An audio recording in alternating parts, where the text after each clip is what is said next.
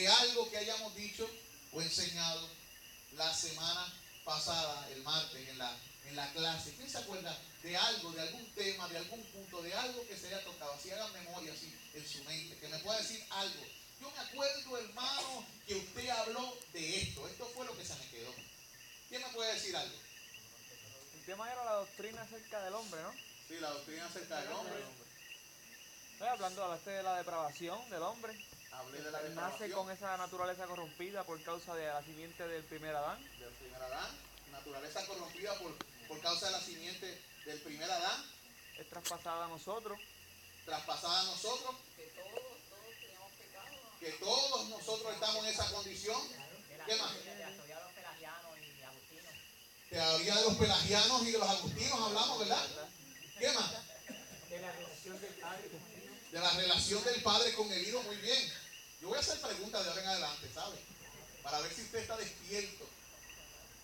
Amén. Amén. Yo sé que algunos de ustedes toman anotaciones porque los he visto. Así que usted, antes de venir acá los martes, mire las anotaciones por encima. Y diga, ajá, por si acaso. Porque le voy a hacer esto. ¿Y tú qué me dice? ¿Qué le parece? Amén. Amén. Mira, ya algunos están sudando y pasándose el pañito allá atrás, allá atrás. Esto se va a poner bueno. Hermano, esto es una clase y estamos en familia. Así que aprendemos. Se supone que aprendemos y disfrutamos. Amén. Esto no es para burlarse del hermano. Porque si alguno no lo sabe, pues no lo supo. Le repasamos. ¿Verdad? ¿Verdad? Cuando yo estaba en la escuela, la gente me decía que yo era un bobo. Porque yo me pasaba preguntando. Yo me sentaba al frente y era el que preguntaba todo al maestro. La gente decía, ¿que tú eres bruto? Me decía. ¿Qué bruto? Y yo, no. Lo que pasa es que yo me atrevo a preguntar lo que tú no te atreves y luego tú aprendes de lo que yo he aprendido. Porque eso es lo que le pasa a los estudiantes. Que muchos de ellos tienen las mismas preguntas y no se atreven. Y de momento, qué bueno que le preguntó. Esa duda la tenía yo. Hermano, no hay vergüenza en preguntar. La pregunta es un instrumento escogido por Dios y diseñado por Él para que aprendamos. Tenía un profesor en el colegio que decía, el que pregunta mucho, sabe mucho. El que pregunta poco, sabe poco. Y el que no pregunta, porque no sabe nada. ¿Verdad? Mire, voy a terminar y voy a leer algo para comenzar con una nueva doctrina hoy, las doctrinas acerca de la salvación. Pero antes de terminar con estas doctrinas, quiero leerles algo que no le pude leer la semana pasada. Y es lo siguiente, yo voy a estar leyendo estos versículos para avanzar un poquito. Dice, a los hombres no regenerados, porque esa es la doctrina de la caída del hombre, en la Escritura no se les considera como hijos de Dios. Se les considera como hijos del diablo. Un hombre no regenerado, uno que no ha nacido de nuevo, según la Escritura, es un hijo del diablo. Primera de Juan, capítulo 3, versículo 10. ¿Quién me lo puede buscar? Amén. Rapidito. Primera de Juan, capítulo 3, versículo 10. Léemoslo ahí, en la versión fácil de leer. A ver. 3:10 dice. 8 al 10. 3 del 8 al 10. Ok. El 8 dice, el que practica el pecado pertenece al diablo, porque el diablo comenzó a pecar desde el principio, pero el Hijo de Dios vino a destruir las obras del diablo. El que ha nacido de Dios no practica el pecado, porque la vida de Dios está en él. No puede vivir entregado al pecado porque ha nacido de Dios. Uno puede saber quién es hijo de Dios y quién es hijo del diablo. El que no practica la justicia ni ama a su hermano demuestra que no es hijo de Dios. Ok, uno que no practica la justicia. ¿Qué es la justicia? Lo que Dios manda. Y que no ama a su hermano, no es un hijo de Dios. La Biblia lo declara y lo enseña claramente. En Juan 8:44 la palabra de Dios dice, vosotros sois, esto lo dijo Jesús a quién, a los fariseos, que decían que tenían a Abraham por padre. Jesús le dice, vosotros sois de vuestro padre el diablo, y los deseos de vuestro padre queréis hacer. Él ha sido homicida desde el principio y no ha permanecido en la verdad, porque no hay verdad en él. Cuando habla mentira, de suyo habla, porque es mentiroso y padre de mentira. Hablando del diablo. Él es padre de mentira y los que mienten son hijos de él. ¿Ok? Así que Dios nos está diciendo a través de la Escritura que empecemos a decir siempre La verdad. la verdad. En Amén. amor y en justicia y misericordia. Eso es una gran verdad. Entonces está primera de Juan 5:19 que dice: sabemos que somos de Dios y el mundo entero está bajo el maligno. ¿Quiénes son los que son de Dios según ese texto bíblico?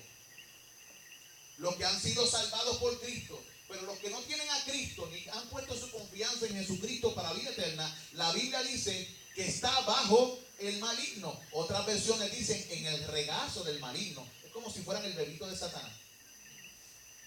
Y eso es fuerte decirlo, porque son cosas que nosotros tenemos que empezar a evaluarnos a nosotros mismos. Tenemos que discernir si estamos en la fe del Hijo de Dios y qué es lo más importante para cada uno de nosotros. Lo que nos lleva a otra afirmación antes de terminar este estudio: toda la raza humana, según la Escritura, se encuentra cautiva del pecado y de Satanás y no puede librarse. Toda la raza humana está cautiva del pecado, no es libre. El ser humano no es libre. Eso del libre albedrío es una falacia. El ser humano es esclavo del pecado.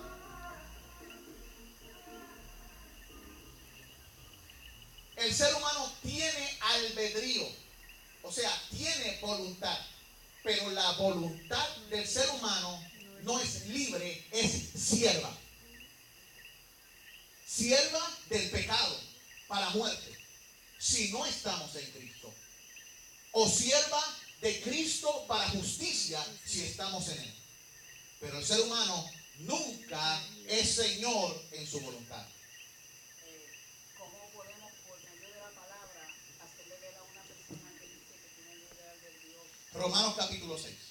Romanos capítulo La Biblia dice que el ser humano es esclavo del pecado o esclavo De la de justicia. Jesucristo, de la justicia. O le servimos a uno o le servimos al otro. ¿Ves? Y ahí es que la Biblia enseña la esclavitud del pecado. porque pues pues yo le he hablado a la persona de que nosotros pues un muerto no puede decidir y por lo tanto nosotros estábamos muertos en delitos y Y pecados. delitos y pecados. Y también un esclavo no puede mandar a nadie porque él está esclavizado al pecado y a Satanás. Es correcto, es correcto. Pero entonces Me quería toca. un versículo específico que... Sí, eso en el capítulo 6 tú puedes leer y habla de eso, pero también me comprometo contigo, si la gracia de Dios lo permite, a sacarte una copia de un tratado o estudio que se llama El mito del libre albedrío. El mito del libre albedrío. Aquellos que lo quieran me levantan la mano. Mi esposa apunta, o Excel, apúntame por ahí. Sí, hay algunas personas que la tienen, Luchi la tiene. Yo creo que yo los repartí, pero a lo mejor se fue. Porque hace un tiempo atrás yo repartí hacia la congregación, pero si usted no se acuerda de tenerlo, yo se los reparto otra vez. Eso fue hace 3 años que los repartí, hace un tiempo atrás. ¿Que cómo se llamaba? Mira, que cómo Se llama El mito del libre albedrío. Pero yo se los reparto otra vez, hermano, yo se los reparto. ¿Cuántos lo quieren? 1, 2, 3, 4. ¿Tú lo quieres? ¿También? ¿Otra vez? Cuco. Yo lo tengo. Ya lo tiene. Lero. El que yo te dije, te digo, tú lo tienes también. Yo te lo di a ti. Y se lo di a Luchi y Luchi lo tiene. Pero los que no tienen, déjame ver, ok, para saber cuánto copia puedo sacar. 1, 2, 3, 4, 5, 6. Voy a sacar 10 por si acaso y los reparto. El que hice la pregunta y otros se beneficiaron. Tú hiciste la pregunta y otros se van a beneficiar del estudio. Ok. Y ahí hay versículos suficientes, Lucy. Y si quieres, hasta le puedes sacar copia y repartirlo. Es porque yo tengo el problema de que me encuentro con la familia. Estúdialo. Sí. Estudia, toma los textos bíblicos, dale el análisis y cuando te entregues te preparas y cualquier cosa lo tienes por el ladito. Eso es lo que yo hago. Porque es bueno sacar a las personas ¿De duda? Sí, sí. Mire, hermano, la salvación es un completo don de Dios. Todo es un don de Dios, arrepentimiento, la fe, todo es un regalo de Dios. El hombre sin Cristo, según la Escritura, está muerto. Pero eso lo hablaremos más adelante cuando comencemos las doctrinas acerca de la salvación, donde hablaremos del arrepentimiento, de la fe y un montón de otras cosas más. Y allí se van a contestar las dudas con la gracia de Dios. Mire, hermano, como estamos diciendo, la Biblia enseña que toda la raza humana está cautiva del pecado y de Satanás sin poder librarse. Vamos a buscar unos versículos al respecto. Juan 8, 31 al 36. Y le voy a pedir a Víctor que me lea eso. Y luego le voy a pedir a Robert que me lea Efesios 2, 3.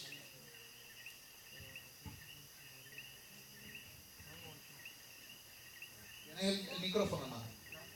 No, perdóname. ¿Quién lo tiene? ¿Quién va a leer? Víctor. El 8, 31 al 36. Lee, hermano. Salí en un viaje. Dice así la palabra del Señor. Dijo entonces Jesús a los judíos que habían creído en él: si vosotros permanecéis en mi palabra, seréis verdaderamente mis discípulos, y conoceréis la verdad, y la verdad os hará libres. Le respondieron: linaje de Abraham somos, y jamás hemos sido esclavos de nadie. ¿Cómo dices tú, seréis libres? Jesús le respondió: de cierto os digo, que todo aquel que hace pecado, esclavo es del pecado. Atángana. Y el esclavo no queda en la casa para siempre, el hijo sí queda para siempre. Así que si el hijo os libertare, seréis verdaderamente libres. El libre albedrío pretende liberarse a sí mismo y tomar la decisión. No, yo decido y Dios me libera. Eso no funciona así. El hombre está esclavo. ¿Cómo puede liberarse? Si el hijo no lo liberta, ¿cómo será libre? Si el hombre es esclavo del pecado. ¿Libre de qué? ¿Libre para pecar? Eso es la única libertad que tiene el ser humano. Es libre en la pecera del pecado. Pero si el hijo viene, el hijo verdaderamente puede hacer al hombre libre.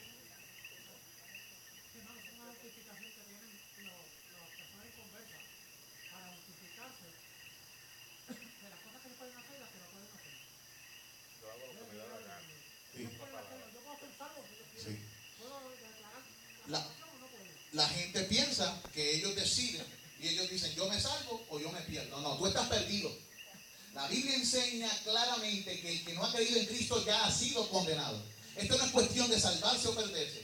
Esto es cuestión de salir de la condenación en que nos encontramos a vida nueva, y esa vida la tenemos en Jesucristo. Y la Biblia enseña que es Cristo mismo el que nos traslada del reino de la oscuridad al reino de su amado Hijo. Y si Cristo no lo saca a usted de ese reino y de esa porquería, usted permanecerá en la porquería. Eso es lo grande de esto. Ahí la gracia, ahí el agradecimiento: Señor, mira lo que yo era, cómo me salvaste, cómo me limpiaste, cómo quisiste. La Biblia enseña que el ser humano sin Cristo está bajo pecado. Lo dice Juan, lo leímos. Vosotros sois de Dios y el mundo entero está bajo el maligno.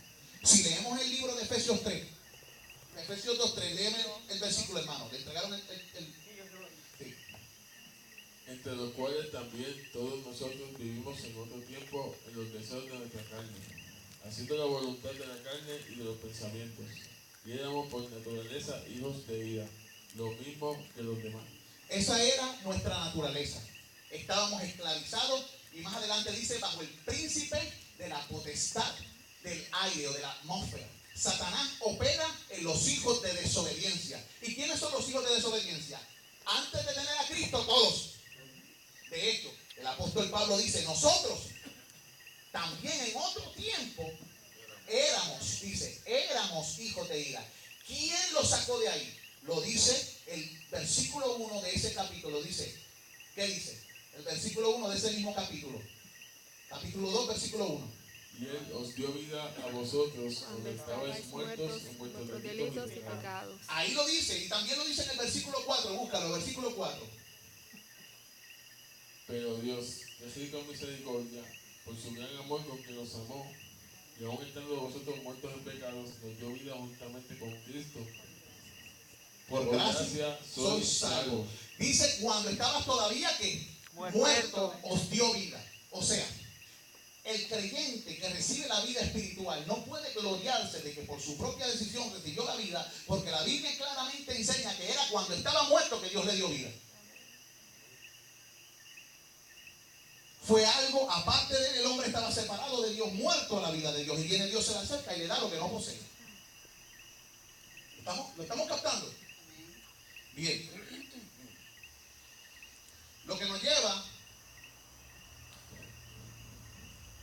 a otra afirmación, aunque tenemos otro versículo, vamos a seguir adelante, a la afirmación número 6, la última afirmación, y es que toda la raza humana está lamentablemente afectada por el pecado.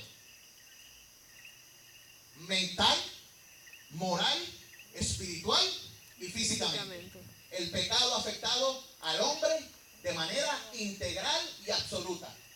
Sus emociones están dañadas, su mente, su moral, espiritual y físicamente, el cuerpo degenera.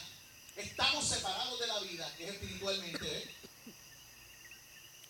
La inteligencia está oscurecida, dice las Escrituras. Efesios 4:18. Le voy a pedir a Uriel que lea eso. Efesios 4:18. Y a Junior me va a leer 1 Corintios 2:14. Doña Michelle, tú vas a leerme ya mismo Jeremías 17 del 9 al 10.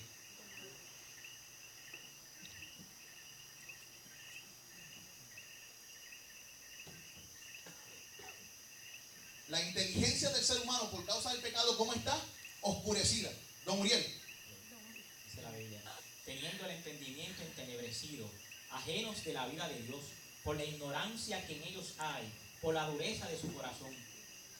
Mire cómo dice la Escritura y describe al hombre. Está oscurecido en su mente, es ignorante y está duro. Tiene un corazón duro. ¿Quién es el único que puede entrar a ese corazón? Iluminar y transformar la ignorancia en conocimiento y transformar y sacar al hombre de la oscuridad y llevarlo al reino de su amado Hijo. Tiene que venir un poder de afuera y hacer lo que el hombre no ha podido hacer por sí mismo. De otra manera el hombre permanece en oscuridad, en ignorancia, como dice el texto bíblico. 1 Corintios capítulo 2 versículo 14. Pero el hombre natural no percibe las cosas que son del Espíritu de Dios, porque para él son locura y no las puede entender, porque se han de discernir espiritualmente. ¿Ve? Mire lo que dice el texto bíblico. La naturaleza humana no puede absorber ni discernir las cosas del Espíritu porque está muerta. Cuando el hombre pecó en su estado pristino, se separó de la vida y está muerto a la vida. De la única manera que puede ser traído a la vida es que Dios, que es rico en misericordia, por su gran amor con que nos amó, habiendo estado nosotros muertos en delitos de pecados, nos dé vida en esa condición y nos salve por gracia, como dice Michelle. Y antes de que lea, me vas a buscar Génesis 6:5, Golón, Tito 1:15 y Don Cuco me va a buscar 2 Corintios 7:5. Mili, Romanos 7:18. Y aquí tengo a uno riéndose que quiere uno. Tú me vas a buscar ahorita Marcos 10:21. Michelle. Ok. Michelle. Dice, Jeremías 17:9, engañoso es el corazón más que todas las cosas y perverso. ¿Quién lo conocerá? Yo, Jehová, que escudriño la mente, que pruebo el corazón para dar a cada uno según su camino, según el fruto de sus obras. O sea que la inteligencia del hombre, primero mostramos, la mente humana, está la pronema sarcos, es lo que dice la Biblia. Cuando leímos en Romanos, lo que dice la pronema sarcos es enemistad contra Dios, la mente carnal, la mente animal. No estoy insultando a nadie, eso lo dice la Biblia. Se llama la pronema sarcos. Pero entonces también el corazón, porque en la Biblia el corazón y la mente no siempre significan lo mismo. Entiende lo siguiente, el corazón significa en la Biblia muchas veces el centro del hombre. La palabra corazón en la escritura, como la palabra alma, que tiene 5 significados en la Biblia, a veces la Biblia se muestra en contextos distintos y muchas veces se separa y habla de algo distinto a la mente humana. Habla del corazón como el interior o el centro del espíritu. Y por eso es que los hebreos creían que el corazón del hombre estaba, no aquí, aquí, en las entrañas. Y hablaban del amor entrañable de Dios. Hablando aquí en arroz con habichuela, te amo con todas las tripas. Todas las vísceras. Entonces también, en la parte de las emociones se le llamaba en el texto hebreo riñones. Y por eso es que hay versiones que dice con los riñones. ¿Ves? La manera de hablar de los hebreos. Cuando usted siente algo, usted lo siente aquí. Y cuando la mujer siente una preocupación por el hijo, no lo siente aquí, lo siente aquí. Como que le sube y le baja. Y no la bilirrubina. ¿Ves? ¿Verdad que si que lo sienten aquí? Es que como si fuese el centro del espíritu humano. Acuérdate que el espíritu humano es lo que tiene dominio sobre qué? Sobre todo el cuerpo. Ahora, como tiene dominio sobre todo el cuerpo, también tiene dominio sobre la mente. Pero la Biblia enseña que tanto la mente como el corazón han sido afectados. Otras veces en la Biblia vemos que se presenta a la mente como si fuera el corazón, porque de ahí vienen los malos pensamientos, como dice Jesucristo, las fornicaciones, los adulterios. ¿Ves? Cada vez que veamos un texto, lo interpretamos según su contexto. Bien, continuamos. En Génesis 6:6, la escritura enseña 6:5. Y vio Jehová que la maldad de los hombres era mucha en la tierra, y que todo designio de los pensamientos del corazón de ellos era de continuo solamente el mal. O sea, las intenciones del ser humano también están manchadas, ¿por qué? Y sus conciencias están llenas de manchas y de pecados. Cuando Jesucristo vino a salvar al hombre, Él vino a salvar a todo el hombre. Alma y cuerpo. Esto incluye la mente, el corazón, todo. Él vino a salvar todo. Él vino a limpiarnos y a darnos una conciencia limpia. Lo más malo del mundo es andar por la vida con una conciencia culpable. El ser humano está tan manchado por el pecado que hasta su conciencia está como sucia y sus pensamientos son de continuo hacia qué? Hacia el mal. Lo que nos lleva a Tito 1:15. ¿Quién tiene Tito 1:15? Don Golón. Tito 1:15. Tito 1:15. Todo es puro para lo de corazón puro. En cambio, para lo corrupto e incrédulo, nada es puro, porque tienen la mente y la conciencia corrompida. ¿Qué pasa con las personas? Todas las cosas son puras para los puros, mas para los corrompidos e incrédulos, nada les es puro, porque tienen hasta su mente y su conciencia ¿cómo? Corrompida. ¿Qué es eso de corromper? Algo corrupto. ¿Qué? Hay diferentes grados de corrupción, hermano. No me malentienda. Hay gente que está más corrupta que otras, pero todos tienen una cosa en común: están muertos. El ser humano está muerto. ¿Qué significa? Hay gente que tiene muerto y tiene la mano podrida. Hay gente que está muerto y tiene la cabeza podrida. Hay gente que está muerta y tiene el corazón podrido. Hay gente que está muerta y tiene parte de su cuerpo podrido. Hay gente que está casi en los huesos con pudrición y se lo han comido los gusanos espiritualmente hablando. O sea, todos están muertos, que es algo que tienen en común, pero algunos se manifiesta la pudrición y es más evidente. Por eso es que usted ve que algunos hacen pecados más que nosotros consideramos más horribles que otros. Los consideramos, pero no lo son. Son pecados. Son una ofensa a la santidad, a la soberanía y al gobierno de Dios. Amén. Pero algunos los vemos más horribles que otros.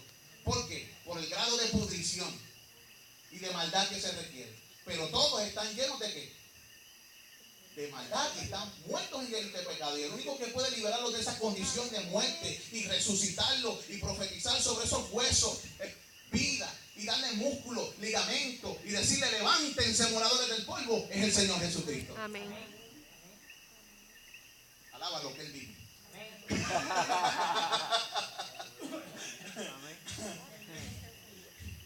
Amén. Gloria a Dios. dice la Biblia en 2 de Corintios capítulo 7, versículo 5? ¿Quién lo tiene? Cuco.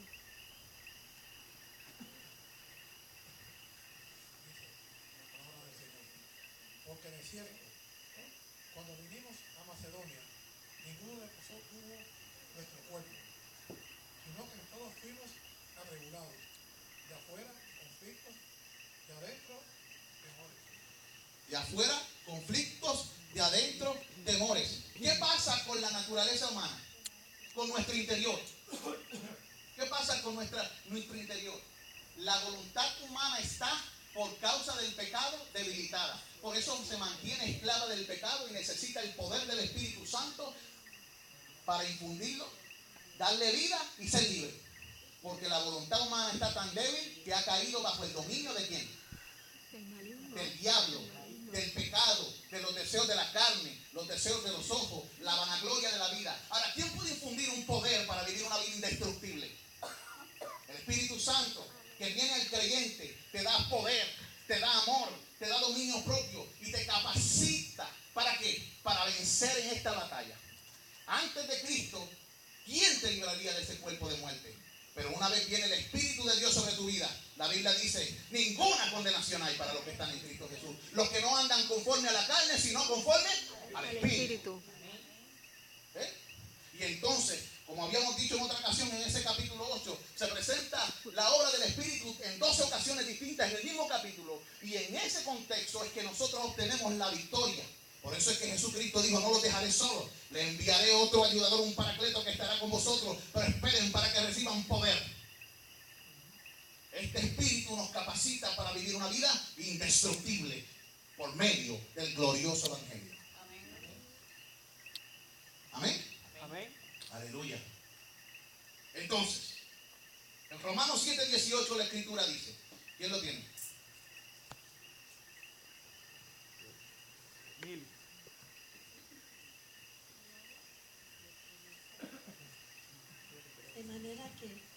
De manera que ya no soy yo quien hace aquello, sino el pecado que mora en mí.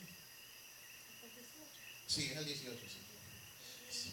Y yo sé que en mí, esto es, en mi carne, no mora el bien, porque el querer el bien está en mí, pero no el hacerlo. Ok, ahí está el 7, acuérdense como hablamos. Esa es la condición del ser humano. Una lucha interna que tiene. Y esa guerra que hay hasta que viene el Espíritu. Y comienza a ayudarte a vencer. Y poco a poco tú vas viendo que las caídas son menos. Porque va fluyendo hacia afuera la porquería y se va llenando cada vez uno más de Cristo. Amén. ¿Ve? Pero hermano, y cuando yo me siento como la vida cristiana, no tiene que ver de cómo usted se sienta. Tiene que ver de lo que usted cree. Amén. El enemigo querrá gobernar sus sentimientos para tener dominio de su vida. Dios quiere enseñarle a usted a gobernar sus pensamientos y a sujetar sus sentimientos. Los sentimientos son buenos si se usan legítimamente. Escuche bien, es bueno el sentimiento, Dios lo creó y tiene su lugar en la vida cristiana. De otra manera, no puedes disfrutar de tu pareja, de tus hermanos, no puedes gozar, gritar, alabar, etc. ¿Ve? Pero los sentimientos no son buenos rigiendo la vida, porque son ambivalentes. El corazón gobernado por Cristo y su palabra debe regir, y los sentimientos se sujetan a esa verdad. ¿Están entendiendo eso? Amén. Amén. Ok. Sí, no queremos decir como algunos que que los sentimientos están mal. Eso no es verdad, Dios las creó para algo.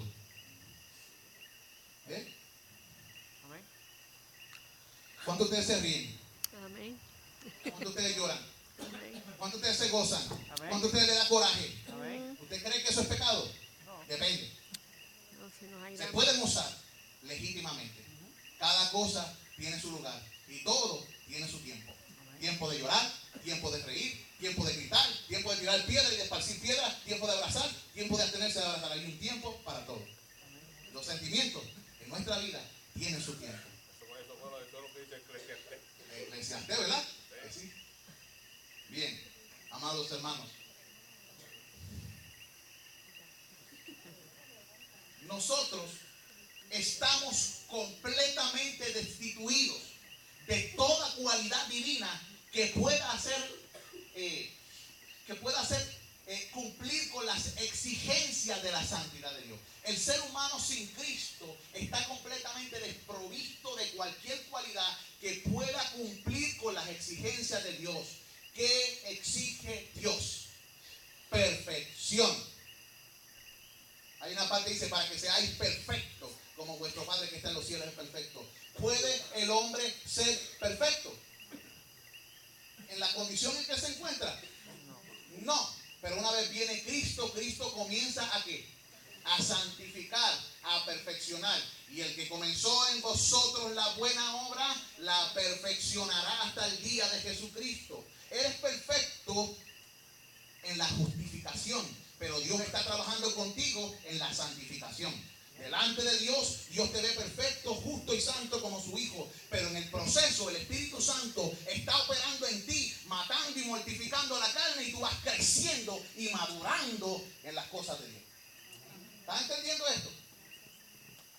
Vamos madurando, vamos escalando peldaños.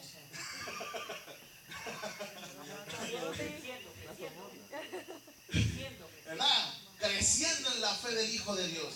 Acuérdese de eso, hermano. Ahora, ¿qué significa todo esto? ¿Con qué se come esto? Voy a leer algo que tomé prestado. No está en sus propias palabras, está en mis palabras, pero no es mía. Del doctor A.S. Strong, el que tiene la concordancia Strong que ustedes tienen. Él escribió algo con respecto a esto. Y yo lo que hice fue que lo parafraseé. Dice así, en su libro de teología sistemática, explica este asunto, más o menos como sigue. No quiere decir que haya ausencia completa de la conciencia. El ser humano no es un ser inconsciente, Juan 8:9.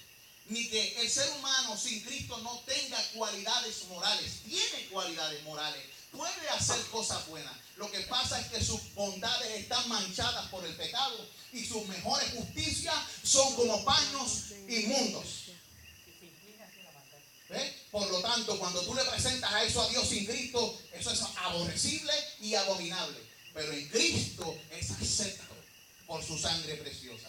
¿Ves? Eso es Marcos 10:21. ¿A quién yo le di Marcos 10:21? A Robertito. Ok, mírala ahí.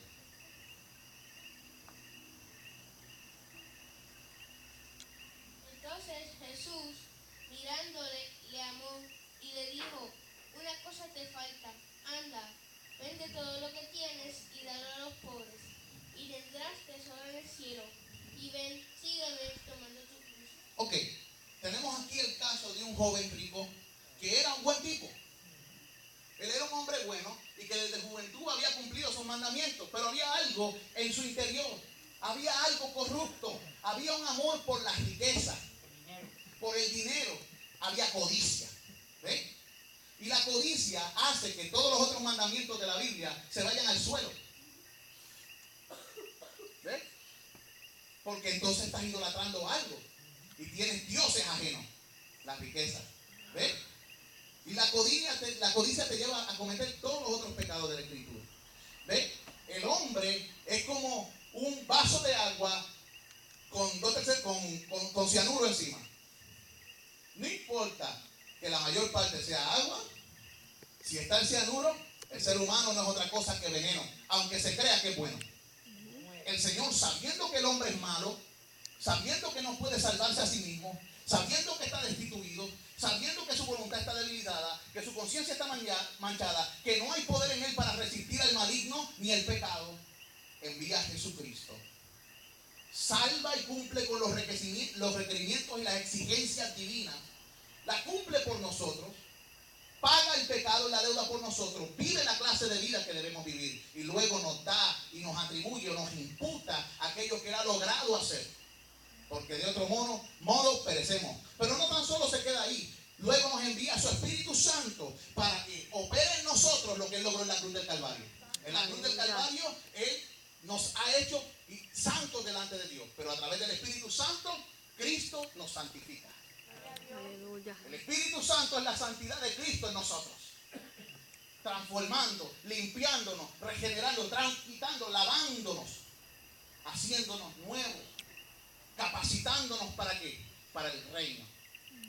Un día, ese mismo Espíritu Santo también transformará nuestros cuerpos. Cuando el Señor venga, el mismo poder del Espíritu Santo, el poder que resucitó a Jesucristo de los muertos, tomará a Adán, tomará el polvo, tomará la tierra y la transformará y será un nuevo cuerpo, glorificado, preparado para la gloria de Dios, así como Dios de antemano ha preparado nuestra alma para Él. Amén. ¿Entendemos esto? ¿Cómo va? Bien. Strong básicamente dice, quiero decir sin embargo que el hombre está completamente destituido del amor para Dios. Ese era el problema. Que es el mandamiento que abarca toda la ley. Amarás al Señor tu Dios con todo tu corazón. Que el hombre natural tiene aversión a Dios. Romanos 8:7, que fue el versículo que leyó Junior, acerca de la naturaleza espiritual que no se sujeta. Y que todo lo que se ha afirmado arriba es cierto acerca del hombre. De manera que el hombre no puede jamás liberarse a sí mismo. Lo que nos lleva entonces a comenzar hoy con otra doctrina. Tenemos 20 minutos para dar una pequeña introducción a la doctrina acerca de la salvación. La doctrina acerca de la salvación. ¿Verdad? 20 minutos que tenemos. Aleluya. Y la salvación tiene diferentes partes. Se me fue el jugo de esto. La salvación, ¿verdad? Mira, aquí está, papá. Ya Junior tiene la hora. Tengo las 9:05. Ay, padre. Ella tiene la Mira, hora. Miguel, no está aquí.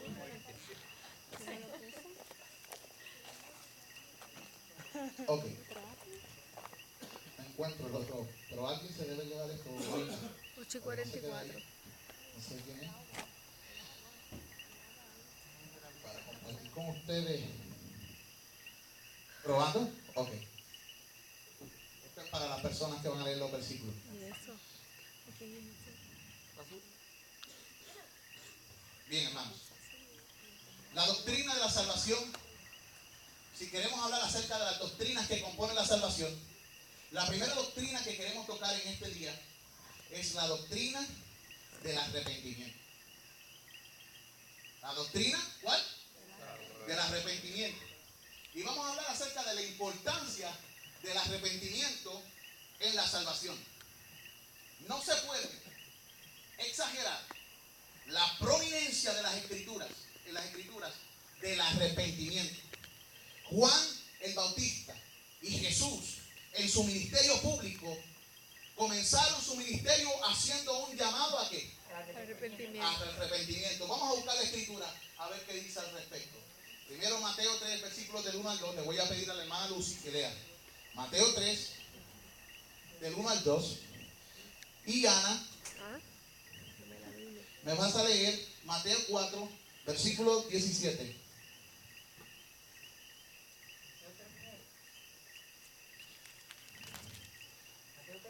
Mateo 3, versículos del 1 al 2. Mateo 3, versículos del 1 al 2. Es Lucy. Lucy, ¿tú lo has leído? ¿Tú leíste un texto? Es tu hermana Lucy. Sí. Sí. ¿Ahoga? ¿Te ahoga? Sí. Mateo 3, versículos del 1 al 2.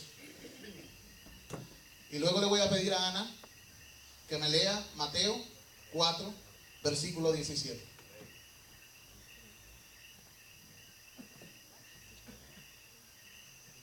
Dímelo ahí. En aquellos días vino Juan el Bautista predicando en el desierto de Judea y diciendo, arrepentíos porque el reino de los cielos se ha acercado. Amén. Vemos a Juan el Bautista comenzando su ministerio con un llamado al pueblo ¿a qué? Al arrepentimiento. ¿Ve? En el 4:17 de Mateo dice la palabra del Señor. Desde entonces comenzó Jesús a predicar y a decir, arrepentíos porque el reino de los cielos se ha acercado. Ok. Arrepentíos porque el reino de los cielos se ha acercado. Jesús Vino de estar 40 días, ¿verdad?, en el desierto, allí de un ayuno, y dice la Escritura que vino en el poder del Espíritu, y en el poder del Espíritu dice la siguiente afirmación: arrepentidos, porque el reino de los cielos se ha acercado. ¿Eh? Cuando Jesús envió a los 12 y a los 70 a proclamar las buenas nuevas del reino de los cielos, les ordenó que predicasen el arrepentimiento. ¿Qué fue lo que les mandó a los discípulos a predicar?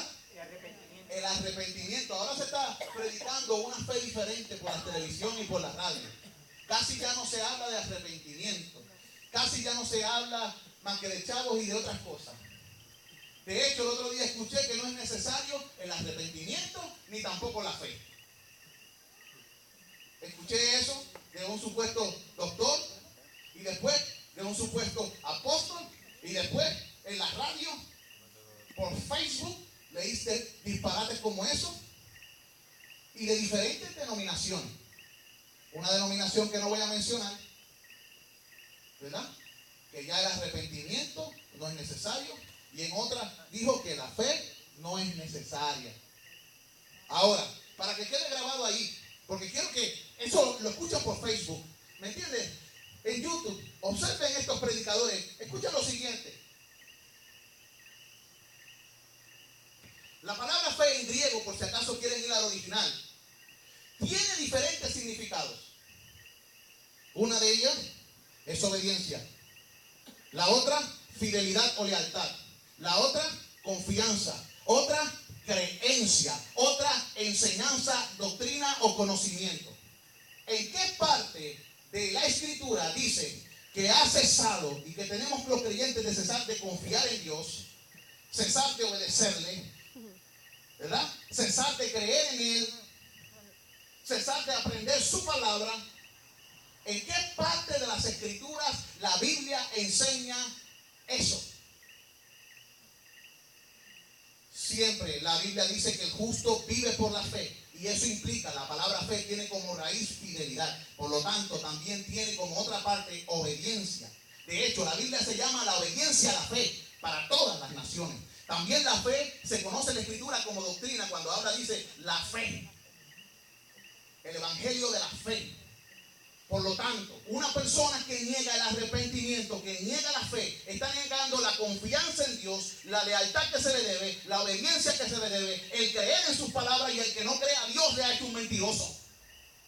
Y ha socavado el fundamento básico y principal de toda la fe de los elegidos de Dios. Esa persona que predica eso no es de Cristo, es un ministro de las tinieblas.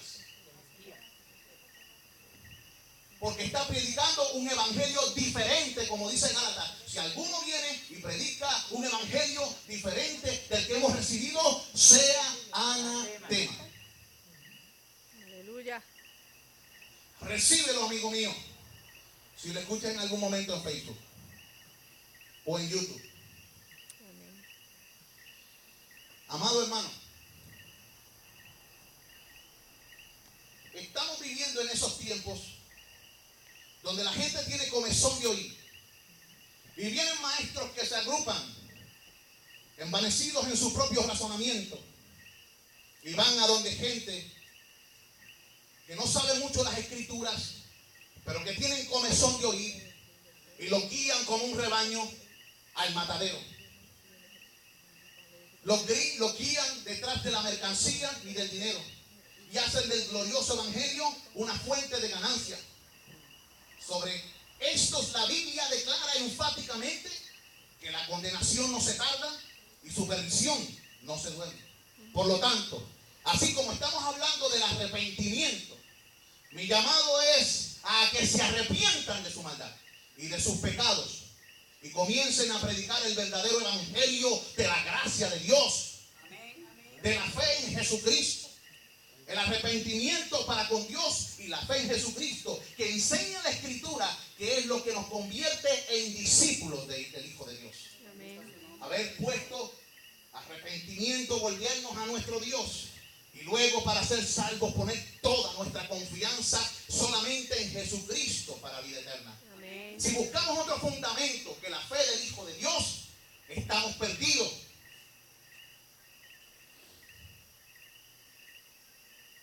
Aleluya. Bien. Continuando en un tono más suave. Luego de haber lanzado esa pequeña amonestación a mis hermanos de la fe en diferentes iglesias de Cristo,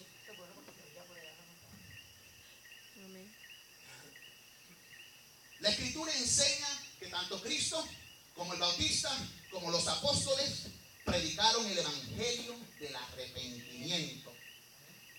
Ya leímos Mateo 3, 1 al 2, Mateo 4, 17. Ahora vamos a Lucas, cuando tanto los apóstoles como los 70 predicaron el evangelio. Dice Lucas 24, 47, dice: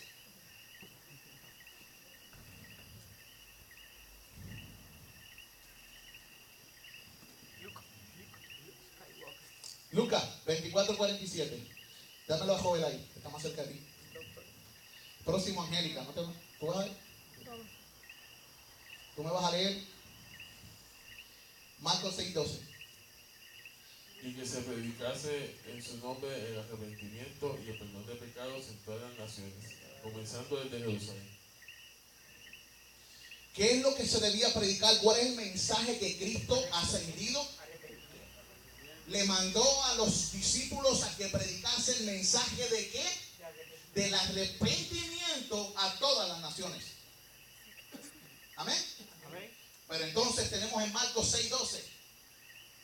Joven aún.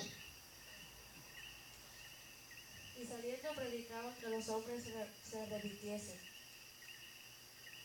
¿Qué fue lo que predicaban estas personas que salían? Que los hombres se arrepintiesen, se volviesen. ¿A quién? Porque vivir en pecados es vivir de espaldas a Dios. Y el arrepentimiento demanda una vuelta hacia Él. No hay arrepentimiento, pues no caminas hacia Dios. Y ciertamente te encuentras en tus pecados, estás perdido. Eso es sentido común. O estás en su dirección alineado con Él, o no lo estás. O recoges con Jesús, o desparramas. No hay punto medio. Jesucristo nunca en las Escrituras dejó la opción de punto medio. Por eso, en una ocasión, cuando vino este joven rico, los discípulos le dijeron: Señor, pues si este que es rico, ¿verdad?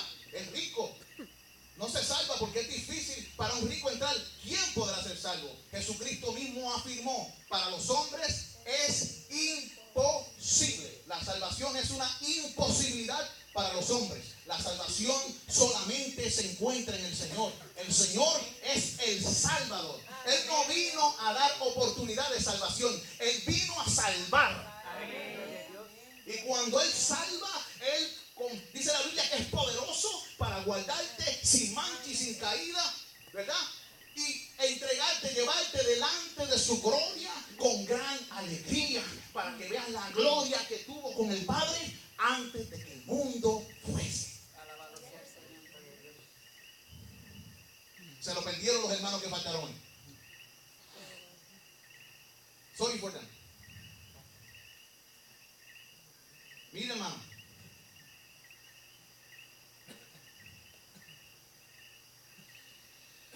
La doctrina del arrepentimiento tuvo primera importancia en la predicación de los apóstoles. Vamos al libro de los Hechos, a las predicaciones apostólicas.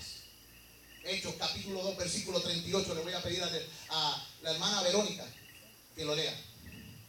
Hechos capítulo 2, versículo 38.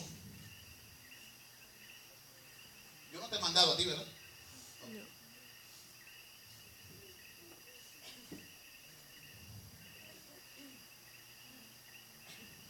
Pedro les dijo: arrepentíos y bautícese cada uno de vosotros en el nombre de Jesucristo para perdón de los pecados y recibiréis el don del Espíritu Santo. ¿Qué fue lo que dije, lo que le dijo Pedro a estas personas? Arrepiéntanse y bautícense para perdón de vuestros pecados. Arrepiéntanse. Porque el bautismo, ¿qué era? ¿Lo que salva? No. El bautismo es un acto de fe. Acuérdense que él está presentando el bautismo como un acto de fe.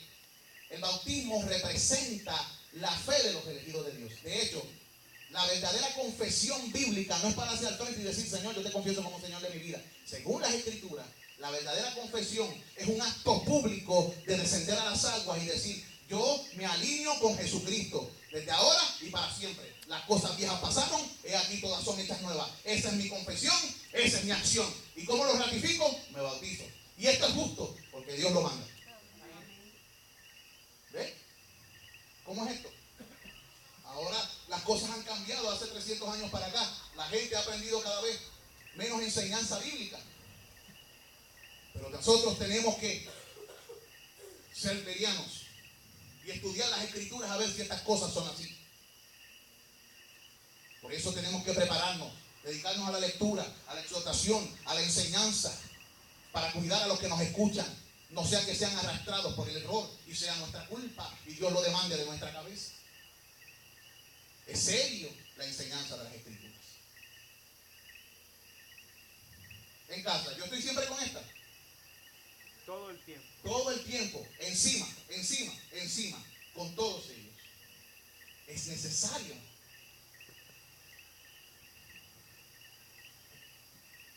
Lo que nos lleva al versículo que va a leer Anthony. Anthony, tú me vas a buscar la predicación de Pablo. El que leímos ahorita fue Pedro. Ahora Pablo, ¿qué predicó Pablo? El apóstol a los gentiles. Por si acaso alguno dice, no, eso es para los judíos. No, el apóstol a los gentiles. Porque por ahí dicen que eso era predicación para los judíos. El apóstol a los gentiles, en su mensaje a los gentiles, predicó. Hechos, capítulo 20, versículo 21. Vamos a leer, Anthony.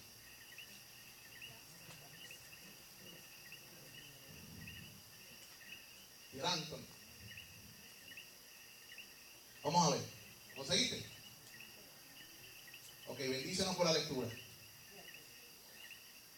Testificando a judíos y a gentiles acerca del arrepentimiento para con Dios y de la fe en nuestro Señor Jesucristo. ¿Cuál era el contenido del mensaje apostólico paulino o de Pablo? El arrepentimiento, ¿verdad? Para con Dios y la fe en el Señor Jesucristo. Y él testificaba tanto a judíos como a gentiles, a tánganas. Y ahí menciona otra vez lo de la fe. Menciona otra vez que la predicación apostólica tiene que ver con la fe. Un mega yo no sé qué apóstol que se dedique, que diga que esto ya no es necesario, no sabe lo que está diciendo, está engañado en su propio razonamiento.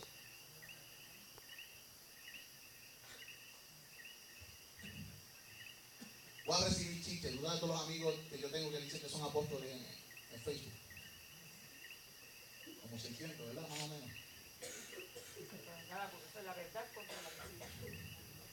Muchos de ellos no creen eso, hermano. Muchos de ellos no creen eso. Pero hay algunos que están abrazando unas verdades que son satánicas. O sea, no son verdades del cielo. Con otras palabras, una verdad satánica no es otra cosa que un embuste. Un embuste.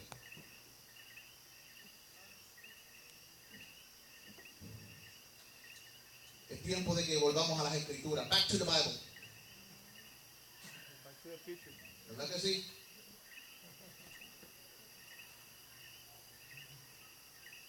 Lo que más pesa, escuche bien, lo que más pesa, repito, lo que más pesa en el corazón de Dios y su único mandamiento a todos los hombres en todas partes, ¿sabe cuál es? Cuando vino Cristo. Segunda de Pedro, es que se arrepientan. Segunda de Pedro, capítulo 3, versículo 9. ¿Me lo vas a leer, Junior? Ney, con fuerza me vas a leer. Hechos 17 de 30. Atángan.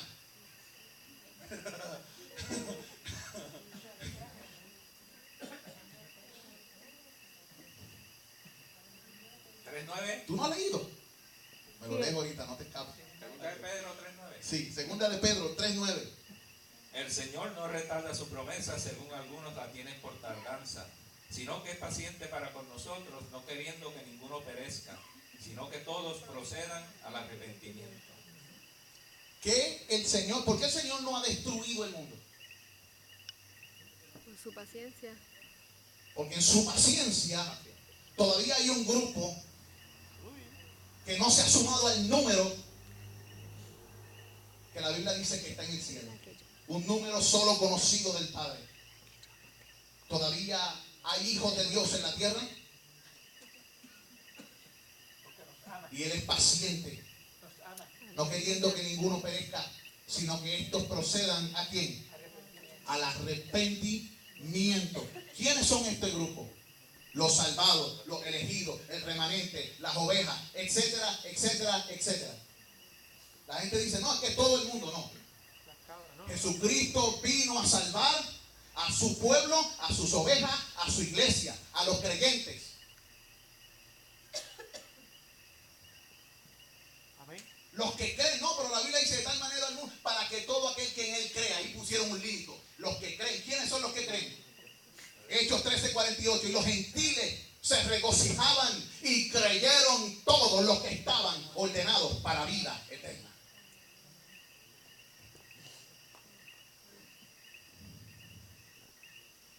Como dice en Filipenses capítulo 1 versículo 29, Dios no nos tan solo nos han concedido el sufrir, sino también que el creer.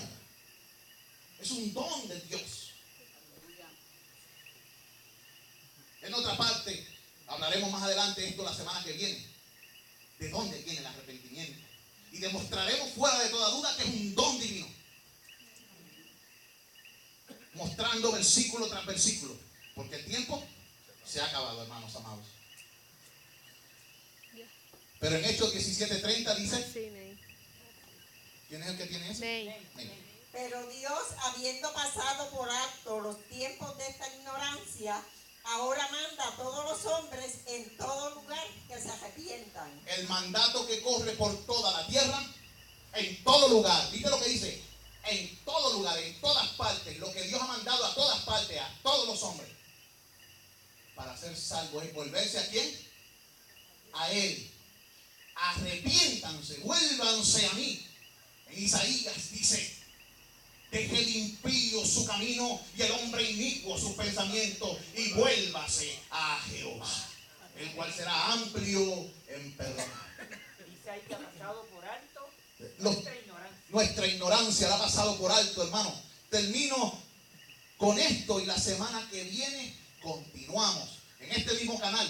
A la misma hora, todos los caminos conducen a la iglesia Bautista de Batalla, kilómetro 7.6, por si quieres venir y recibir la palabra. Te amamos en el nombre de Jesucristo.